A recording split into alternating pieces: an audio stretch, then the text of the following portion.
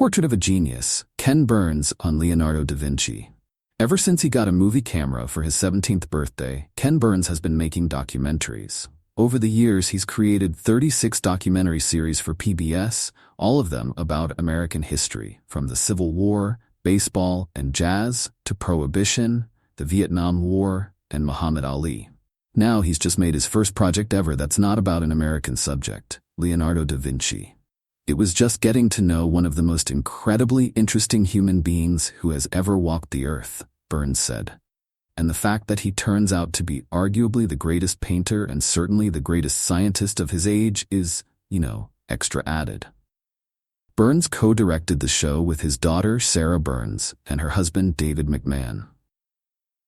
The 4-hour series makes use of the approximately 6,000 notebook pages Leonardo left behind, from studies in such disciplines as geology and physics to his preparatory studies for his paintings. And then there are his to-do lists. What emerges is a portrait of a genius, who's not just a painter, not just a scientist, not just an inventor. He wants to know everything about everything, said Sarah Burns. So he's dissecting a cadaver because he wants to understand how the heart works and how the body works, all towards creating a painting that is more lifelike, more believable, more alive. Ken Burns said the gigantic volume of source material asks fundamental basic questions. Where did I come from? Where am I going? How does the universe work? These are things that occupied him every single moment of every single day. What also emerges is a man who rarely finished anything. There's fewer than 20 paintings that exist today. Probably less than half of those are actually finished, we think, said Sarah Burns. Ken Burns says he doesn't believe it's a mark of procrastination. I think things are left unfinished or undelivered to patrons because the questions that he was asking of this work for himself had been satisfied. Sarah added, being interested in so many different things as he was, there's always the next thing, a new question, something else that comes along that takes away his attention.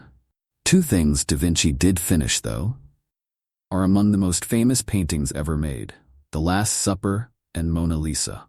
The Last Supper was a very commonly painted subject for Leonardo's time, said McMahon. Leonardo discovers a completely different thing happening than most other painters had. This is Christ telling his disciples that one of them is going to betray him. And he puts them in groups. And so one is putting his hand over his eyes, another is reaching for a knife. And so it becomes a painting that feels like seconds unfolding. And it makes me feel like he would have been a filmmaker today had he lived in our time. I think he invents film, said Ken Burns. There's a kind of inherent dynamism and movement to it that's just exquisite. Of Mona Lisa, Burns said, in order for him to be a great painter, he has to understand the circulatory system. He has to understand about hair. He has to understand about geography and rock formations and mist and how atmosphere works. And so, my wish is that nobody ever makes a joke about her smile ever again.